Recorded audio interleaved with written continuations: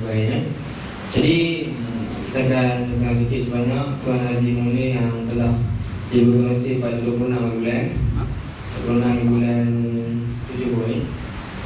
Dan dalam rangka untuk menulis travelog yang kedua, untuk travelog yang kedua, jadi insyaAllah kita akan berikan kepada beliau untuk menceritakan siapa gerangan diri yang sebenar, apa yang istimewa buat Tuan Haji Munir. InsyaAllah kita akan beri peluang kepada dia untuk menceritakan, dan kita nak sahabat-sahabat dapat mengambil banyak manfaat dan juga pengalaman yang begitu banyak, sehingga insyaAllah kita terima dan akan jadi, mungkin ada juga sedikit semangat, motivasi sebagainya akan diberikan, dan juga kita sama-sama lah bagi perhatian untuk kita terima apa yang akan disampaikan.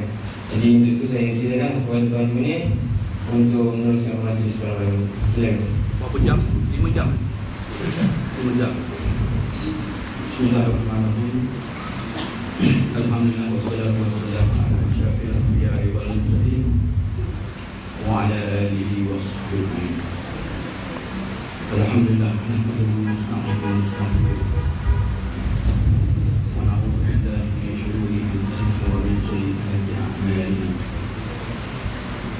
من يهده الله فلا مضل له ومن يضلل فلا هادي له واشهد ان لا اله الا الله وحده لا شريك له واشهد ان محمدا عبده ورسوله اللهم صل وسلم على عبدك ورسولك محمد وعلى اله وصحبه اجمعين. السلام عليكم warahmatullahi wabarakatuh. Terima kasih Muslim. Dan malam saya cukup bahagia terpilih dengan ada satu orang sahabat saya pertama Tuan Syafi'i, Masya Allah, dia budak Malaysia. Tuan Syafi'i ni saya kenal dia duduk rumah saya, tapi datang awal sikit saya. Jadi kedatangan beliau ni ke rumah ni tak sengaja ni kebetulan, dan saya sangat-sangat perlukan dia waktu ini. Dan episod tu saya berada di atas kapal terbang PIA, Pakistan International Airlines, dan sampai di Kairo. Dan bila sampai di Kairo, saya terus masuk rumah Perak, dan Syarif ini dah ada. Jadi saya nakkan nama-nama 30 tahun dulu, dan dalam kepalanya ada. Dan ada sebahagian yang saya tak pernah terlintas yang disebut. Nah, itu yang saya nak. Jadi Alhamdulillah, bila juga nampakkan Syarif Sah, dia ada maklumat-maklumat ini. Jadi Alhamdulillah, saya bersyukur sangat dan saya rentak apa ni Negeri Eropah kawan Damaskus ni rentaknya jalan lancar. Alhamdulillah. Baik. Sebelum saya cerita tentang motivasi perjalanan ke Barat ni, dan juga motivasi saya sebagai seorang pelajar anak Perak yang berada di sini, saya nak kenalkan diri saya dulu, iaitu saya Munir Ramli atau Abdul Munir bin Muhammad Ramli, berasal daripada Kampung Pasir Panjang Laut, Sekawan Perak, dan lahir pada tahun 1957, 1 bulan November. Yang bunyi mikrofon ni angin je. Tak apa nak. Diganggu jauh sikit. Jauh pun dengar kan? Okeylah, kita jauh sikit. Dia berasal daripada Sekawan ya. Jadi saya anak muda yang mengambil kalau istilah sekarang ni CJ Pelajaran Malaysia, MCE kami dulu, Malaysian Certificate of Education tahun 1974 lah ya. Jadi waktu saya mengambil CJ tu ataupun SPM nya, tak terlintas untuk dapat 8A ke 10A ke, dan memang saya tidak tahu, memang saya tahu bahawasanya saya tidak ada bakat ke arah itu. Saya ada seorang abang, orang tahu Hatta Ramli ya. Dia ni bukan saingan saya lah, dia macam mentor lah. Dia cukup hebat dalam pelajaran, dan dia tidak membaca banyak, tapi dia bijak. Jadi God gifted ya. Maksudnya Allah telah beri keistimewaan buat dia, tapi Allah God gifted pada saya untuk kembali. Alhamdulillah ya. Sebelum putusan MCE itu, saya masuk ITM Shah tahun 1974, belum putusan keluar, mengambil khusus asisten guru tukang masak. Tukang masak ni taraf antarabangsa ya. Jadi saya merantau, bukan merantau ke zaman, saya merantau di dalam kawasan Kuala Lumpur saja. Dan kebetulan oleh kerana suasana di Kuala Lumpur pada waktu itu tidak mengizinkan saya kerja hotel, saya bekerja sebagai seorang pion ataupun budak pejabat salah sebuah permintaan nama Amir Enterprise. Kemudian macam mana saya menaikkan pangkat jadi komputer. Di situ talent saya atau bakat saya tetap. Saya sering nampak nama lain nampak, dan saya rasa saya kena teruskan bidang ini. Tapi untuk mendapatkan bidang ini, saya perlu keluar negara. Jadi saya bertekad untuk keluar negara, dan saya keluar negara secara hijab backpacker kan. Tetap beg belakang, saya keluar, dan ini sangat dekat lah. Dan saya tidak bawa duit. Hanya kalau tak silap saya 480 nak jelajah dunia. Lama kali Syarifini tak tahu dia ni, yang kita tahu anak sini dia. Tapi sebelum itu Syarifini hidup memang blur. Tak bermula tahun 1974 dia dah blur. Jadi dalam saya membara ada saya rakamkan semua dalam travelog ni, dan anda semua boleh carilah buku ni. Cari mana tu? Cari mesin tu. Mampu pun tak jumpa. Tapi walaupun mana pun, jika sekiranya anda inginkan buku ni, kita akan hantar ke Cairo insyaAllah melalui Facebook ya. Kalau Facebook masuk dalam skrin anda baca. Maksud saya tu, chatting saya pun dah cukup lah. Tahu lah cerita dia. Tapi walaupun mana pun, buku ini telah cetak nak masukkan 3, dan ini buku ni bestseller sekarang di Indonesia. Yes. Bestseller. Jadi bestseller ni dia lagu lah. Baik. Kenapa saya suka angkat bangkut? Sebab bangkut saya angkat. Kerana anda semua mungkin hapuskan sikap terlalu sopan dengan anda ini. Boleh. Up sikit. Up ini. Balik up.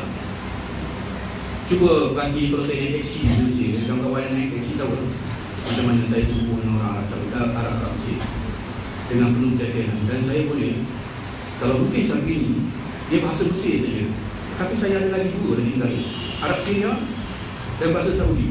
Benar tengok dia marhaban halak kamu ya ismu kiwat. Itu Arab Saudi. Nampak? Saya berlakon dan meniru Arab Saudi. Jadi kamu semua kalau boleh ya, cuba ikut sistem saya, terjah saja. Jadi maknanya kamu telah berada di dalam satu dunia yang berbeza di Malaysia. Kalau kamu di Malaysia naik taksi, kamu cakap Arab, apa benda cakap ni? Tapi di sini lah tempat ni, terjah. Jadi bila kamu masuk menggunakan salam, Assalamualaikum. Kalau bahasa Mesir, saya ada habis, saya ada semua. Lepas tu sambil-sambil tanya, kamu berapa lama dah menunggang kereta ni? Lepas tu anda kahwin, anak berapa, isteri berapa, begitu kan? Lepas tu duduk di mana? Soalan-soalan ini tiap-tiap hari kamu ulang di taksi yang lain. Percayalah, siapa yang naik taksi dengan saya, soalannya akan sama. Pertama sekali saya akan tanya, apa khabar? Dah berapa lama kamu buat taksi ni? Berapa jam satu hari? Tengok kan? Saya ulang balik. Kamu sampai besuk saya. Oh, dia fikir saya tersak. Lepas tu baki tu aku yang bawa kereta tu. Oh, jadi maknanya kau kereta ni kau situ. Nampak? Tu dialog kan? Lepas tu kau duduk mana? Dia kata syurga. Oh, syurga banyak ikan tu kan? Betul kan? Syurga banyak ikan kan? Di mana ke? Nanti ada satu tempat tadi tu kita.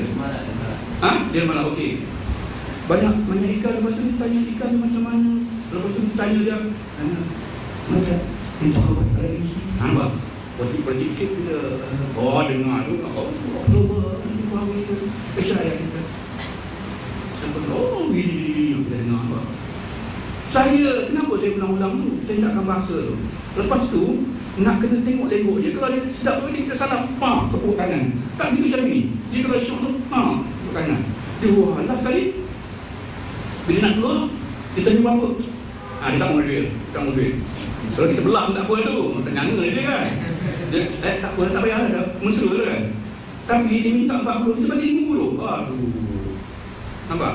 10 lagi tu. 10 lagi tu yang Allah kira, yang empat untuk dia. Oh. Kalau kita murah dengan orang, insya-Allah Taala murahkan.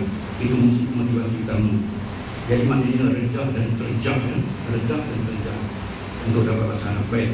Kalau kamu duduk sini 2 tahun, kalau kamu duduk sini tahun dapat 100, Saya duduk hanya 3 bulan boleh dapat 100 bahasa Arab. Kenapa? Kerana pertama sekali saya kerja dan tidak malu, dan semuanya yang saya depan mata saya hafal. Contoh dia, kalau saya dengar ada satu perkataan baru, saya cepat tangkap. Saya tangkap terus save. Kita selalu main komputer, selalu save, tapi dalam masalah bahasa Arab kita tak pernah nak save. Cuba dengar, aku benda lepas tu ulang balik. Kau cakap apa tadi tu? Dia kata tu save. Jadi kalau anda suka save, lama-lama dia banyak. Lagi satu istilah. Bahasa Arab juga banyak istilah. Jadi yang anda main usul fiqh, mustalah hadis semua, tafsir Quran, bayan semua. Jadi yang ada di lingkungan Al-Quran, yang ada di lingkungan zaman-zaman dulu bahasa Jadi maknanya dulu tak ada teknologi kan. Jadi banyak tafsir itu arah itu. Baik. Cari majalah apa? Majalah elektronik. Cari majalah kontraktor, cari majalah hiasan rumah, dalaman semua. Istilah banyak tu. Macam-macam. Lepas tu cari apa ni, ekonomi, bab iktisadnya, perbankan semua. Itu banyak sebab anda semua bila balikkan nak jadi panel syariah lah, nak jadi halal haknya pegawai lah. Semua istilah-istilah itu penting. Bagi saya bagi satu bukti waktu saya bekerja dalam Saudi kerja kontrak saya boleh sebut dari semua istilah kontrak itu, daripada plastering, language, daripada barat kan, membalat orang yang susun kain, daripada rukam, semama semua, daripada masamil semua, paku semua, syakus semua. Jadi bila kita buat kerja saya dia pernah syakus, dia pernah masamil baik inch kena 15 atau kilim ataupun jadi kita biasa. Lepas tu rujik Korea apa skop Iklim Arabia ini bakal khasyin pasal tangis. Nampak? Itu istilah kontraktor. Mana ada orang ngaji agama buat itu? Jadi saya nasihatkan kepada anda semua cuba dalam masa yang singkat cuba pulun. Rugi sangat kalau anda main dalam bilik saja komputer dengan lagu semua. Rugi sangat banyak. Rugi benar-benar. Jadi maknanya mula daripada hari ini dan mula daripada lepas ni cuba teknik ni kerja jangan malu. Besok kalau naik taksi, Assalamualaikum, reda. Pasal malu. Kalau anda malu, habis. Lambat. Jadi sebab itu, percubaan yang saya telah buat ini, saya amalkan. Dan sampai sekarang ni, dah 30 tahun saya tinggalkan Mesir ni. Tapi, bahasa saya, bukan saya nak angkat dia tidak. Bahasa saya bila bercakap kalau orang Arab datang di Malaysia, saya bertutur, saya berkomunikasi dengan mereka. Dia ingat saya ni orang Saudi, ataupun kalau orang Mesir dia ingat saya ni lama sangat di Mesir. Padahal di Mesir kalau saya punya tahu hanya 3 tahun ni. Dan 3 tahun ini bukan kuliah tau, dia rasa khasah saja. Tapi kita pukul habis daripada peringkat ibtidai, MDadi, sanawi sampai kuliah. Kemudian kalau kita boleh bahasa kuat, kita boleh jadi mustamid di mana-mana universiti. Saya pernah jadi mustamid di Universiti Umum Puro, mustamid di Universiti Umum Puro. Kemudian madhab yang saya nak ambil adalah atas bicara saya dengan diri saya. Sebab bila kita berapat dengan orang-orang Arab ni, peluang untuk kita maju banyak. Jadi maknanya saya cerita sikit kami anak-anak Malaysia ni di Saudi buat 2-3 rekod kami bincangkan. Tahun 1985 saya, Ismail Omar, Bahrudin, ini budak lelaki yang umurnya sangat muda. Kami kendalikan satu projek bernilai 50 juta ringgit di Azizia. Kontrak bangunan sebanyak 10 tingkat 148 unit. Kami bertiga mengendalikan projek besar. Diamanahkan oleh satu persatuan orang-orang kaya di muka semuanya tawan orang yang segani. Mereka kumpul duit buat kabarok itu, buat bangunan untuk dipanggil untuk sewa, dan duit masuk dalam satuan dia. Kami kendalikan sampai habis. Kamu tahu tak, kami tidak pernah pengalaman. Macam mana boleh berjaya mengendalikan itu? Semua dengan kekentalan jiwa. Percubaan demi percubaan. Bila kita buka plan tu, sebenarnya kita tengok plan ni, tak apa kita buat. Janganlah tengok ni. Tak apa, kita kaya juga lah. Buat schedule dia, buat itu, buat ini. Ayah Arab yakin, datang universiti tu. Mir, Ismail, Apa yang dah berhasil, saya kata tengok, okey, Syekh ni, okey, besok kita perlukan 500,000 lagi. Besok kita perlukan 200,000. Baik. Orang Arab ni, dia based on trust tau. Dia percaya pada kita. Kamu tahu tak semua? Kalau saya minta 100,000 dengan Arab, dengan tokeh tu, Syekh, Al-Bawah Min'al Bukra. Dia pun nampak kertas. Dia berapa? Kertas tu kertas buruk aja. Dia letak kat sini, dia ambil pen dia, Min'al. Kalau dengan kertas buruk tu, saya pergi kedai dia, robok 100,000. Orang Malaysia ambil buat ni? Tak. Dia besok terang, dia percaya. Dan saya pun belajar daripada Arab. Kalau saya serahkan satu projek kepada seorang, saya tak pernah rasa sulizan. Serah bulan-bulan. Sebab itu, kalau kita ada keyakinan diri, sungai atau parit yang luas tu, kita boleh lompat. Tapi kalau tak ada keyakinan diri, tak boleh lompat. Mana datang keyakinan diri? Datang daripada ketakutan, datang daripada keseronokan. Ketakutan apa? Kalau kita mencuri durian, kita mencuri, sekali orang dapat tangkap, kejar parit tu luas tu, tapi kita boleh seberang. Kenapa? Ketakutan. Tapi cuba kata kita kawan, mari kita cuba tengok siapa boleh seberang. Tak boleh. Sebab jiwa tu tak semangat. Jadi maknanya kalau keseronokan, ada jatuh hadiah sana, banyak tu, daripada parachute mana ke, ini tarik ni, kita boleh lompat. Jadi maknanya kalau jiwa kita kuat, dia boleh increase prestasi. Begitu juga yang lari Olimpik atau di dalam prestasi yang baik, dia biasanya lari 10 saat. Dia 10 saat, entah macam mana hari itu, dia dengar isteri dia melahirkan anak, dia seronok sangat. Dia berlari 9.3 7. Nampak? Jadi maknanya oleh kerana keseronokan, dia boleh mengatasi. Begitu juga anda semua, kalau anda fikir anda boleh buat, maka anda boleh buat. Tapi kalau bisa, memang tu sangat jauh. Jadi mulai daripada sekarang, dengar nasihat saya sebagai seorang aku, ya. Kalau kamu nak buat dulu, baik. Ini dia anak-anak semua. Saya pun ada anak-anak semua dia, ya. Tapi percayalah, dengar, yakin. Saya tak pernah ajar anak saya dalam sekolah. Saya tak pernah. Marilah duduk depan bawah, mari Ustaz Baba ajar anak. Tak. Dan anak saya boleh katakan kesemuanya tak tahu saya boleh bahasa Arab. Ya, yang tidak, ya. Anak saya boleh katakan semua. Yang di duduk Indonesia ada, yang di Sultan Zainal Abidin dengan dia tahu gitu, tapi dia tak tahu bapa dia pernah terjemah satu buku bahasa Arab ke bahasa Melayu. Terjemah bahasa Arab ke bahasa Melayu. Bukan main-main tu. Saya boleh mengajar bahasa Arab.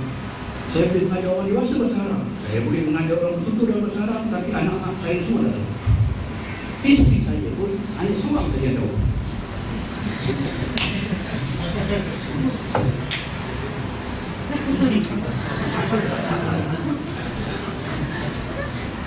Saya tak cakap dulu, hanya seorang saja.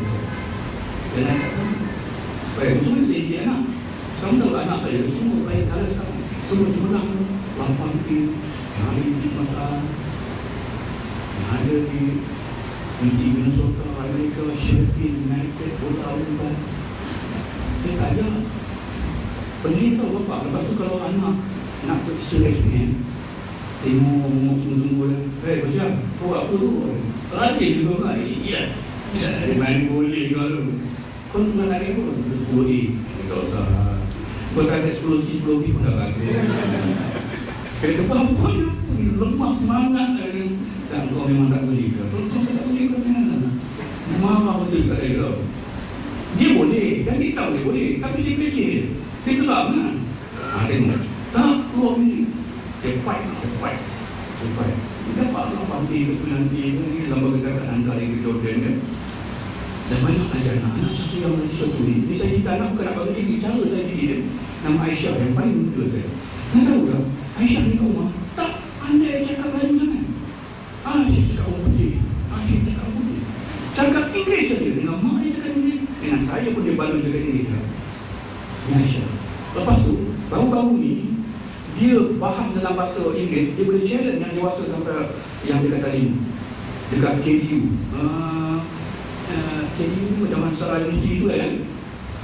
Jadi dia sekarang dah jadi ahli pidato dalam bahasa Inggeris. Dan waktu yang sama dia dah jadi pelukis mahir yang pandai grafik semua. Dan waktu yang sama dia juga boleh berenang, ahli renang.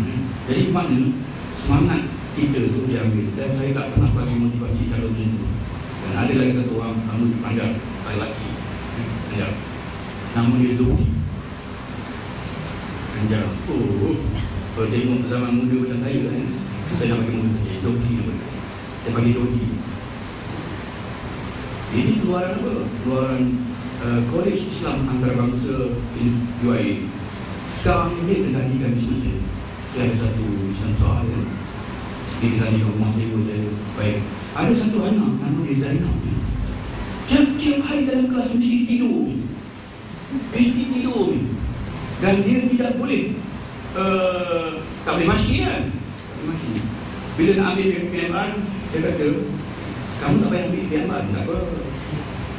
Dia kata, ya, bagus juga, payah ambil kan. Memang anak yang ambil tu. Dia tak boleh kan? Dia tak boleh. Zainab kan? Dan Zainab ni lahir juga. Tahu apa jadi sekarang? Zainab ni yang menanggung semua keluarga dia kepada saya. Satu hari dia punya pendapatan laku kita ada 7,000. Dia dah minimarket. Dan minimarket dia ada lori, dia ada van 2 buah, dia ada kereta kelisa 4 buah saja. Ya? Dan saya bagi van saya bagi, kelisa saya bagi, lori dia beli ni. Dan semua di Pulau Indah Kelang tu bergantung nasib kepada Zainab. Semua kedai tongjam ada lebih kurang 16. Semua sekali campur restoran semua ada lebih kurang 35 kedai makan ya, bergantung pada Zainab. Cuba tengok macam mana dia buat. Jadi jangan ingat orang yang lemah ni kan, dia akan lemah selama-lamanya. Tengok anak yang kita benci, anak yang kita tak suka, yang itu yang bantu kita. Tapi saya tak kata dengan itu, tapi saya positif. Zainab satu hari mesti dia akan naik.